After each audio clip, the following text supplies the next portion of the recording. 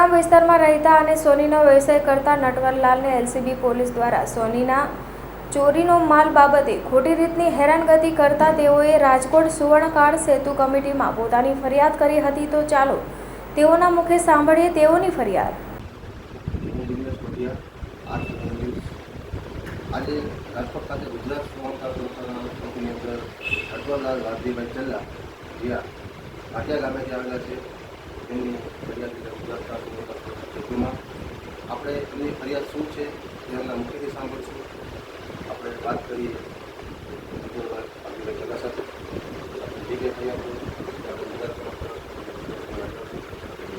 જી નમસ્કાર સાહેબ, મારી ફરિયાદ એવી છે કે 2012 એલસીબીએ કોઈ ચોરને પકડી અને ચોરીનો માલ લઈને જતા હતા એવી ફરિયાદથી ચોરને પકડ્યા, એની પાસેથી મુદ્દામાલ કબજે કર્યો અને જેલ હવાલે કર્યા। આવી બધી ફરિયાદ ખોટી ઉપજાવેલી ફરિયાદ। ખરેખર ચોરે ચોરી કરી અને એ માલ ચોર પાસેથી પકડ્યો એ એલસીબીએ રાખ્યો ને એ સિવાયના હું ભાટિયા ગામે રહું છું। મારું નામ નટવરલાલ વાલજીભાઈ ચલ્લા, સોનીનો નાનો એવો બિઝનેસ ધરાવું છું। મારા બીજા મિત્ર છે એ સોનીનું કામ કરે છે, એમની પાસે અમારી બે પાસે આવી અને ખોટી રીતે અમને સંડોવ્યા છે, અમારી પાસેથી માલ વસૂલ કર્યો છે। તમારા બીજા મિત્રનું નામ? એનું નામ છે રાજેશભાઈ ખગડા। એ પણ ભાટિયા? હા, એ પણ ભાટિયા। મારી આગળની બજારમાં જ એમની દુકાન છે અને એલસીબીએ ત્યાંથી અમને બેને ઉપાડ્યા, જામનગર એલસીબી ઓફિસે લઈ ગયા। એને એમ કહ્યું કે આ ચોરે તમને ત્યાં ચોરી કરીને માલ વેચ્યો છે। ખરેખર ચોરી કરેલો માલ ચોરના ઘરેથી અમારી રૂબરૂમાં જપ્ત કરેલો અને 2,25,000 રૂપિયા રોકડા જપ્ત કરેલા છે। એ ક્યાંય કોર્ટમાં દર્શાવ્યું નથી। અમારી બે પાસેથી અંદાજે 120 ગ્રામ આજુબાજુનો માલ અમારી પાસેથી જપ્ત કર્યો। જે એ જપ્ત કરેલો માલ અમે રજૂ કર્યો સોની એસોસિએશન જામ ખંભાળિયા અને ભાટિયાના સદસ્યોની હાજરીમાં। જમા કરાવ્યા પછી એ લોકોએ અમને છૂટા કર્યા ત્યાંથી એલસીબીથી અને પાછો વળી પરત બોલાવ્યા કે અમારે આ માલ હોલમાર્ક વાળો જોયું, આમાં હોલમાર્ક એમાં નથી। આવી રીતે અમને પરેશાની ખૂબ કરી છે એલસીબીએ। 2 વખત માલ ગળાવ્યો છે।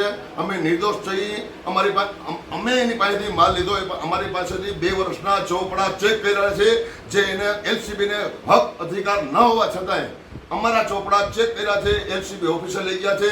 2 વર્ષના તમામ ચોપડા, સરવૈયું, આવક જાવકના બધા ખાતા એવા ચેક કરી એમાંથી કંઈ ન મળ્યું। પછી અમને છોડી દીધા। પણ અમારો માલ 120 આજુબાજુના ગ્રામનો બેનો માલ થઈને લગભગ 240 ગ્રામ માલ છે એ અમારી પાસેથી જપ્ત કર્યો।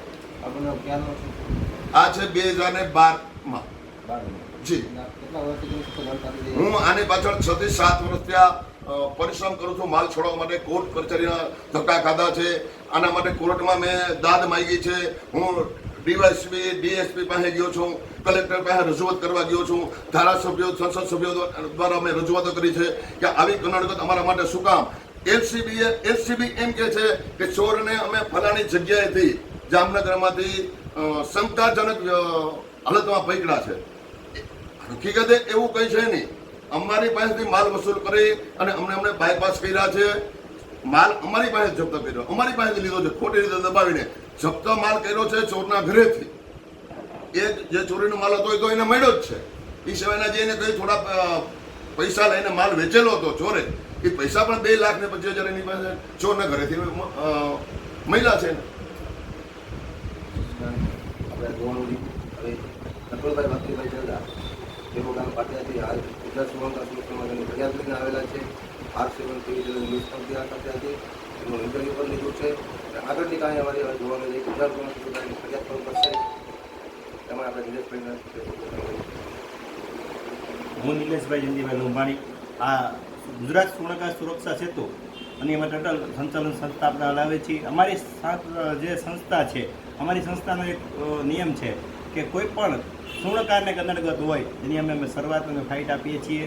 ટોટલ રીતે જો કંઈ હોય ન્યાય બાબતથી કરશું। અમે આ કેસની આરટીઆઈ કરાવશું અને આગામી દિવસોની અંદરમાં આ ફરિયાદમાં શું હકીકત છે શું નહીં તેને બહાર લાવશું। નમસ્કાર।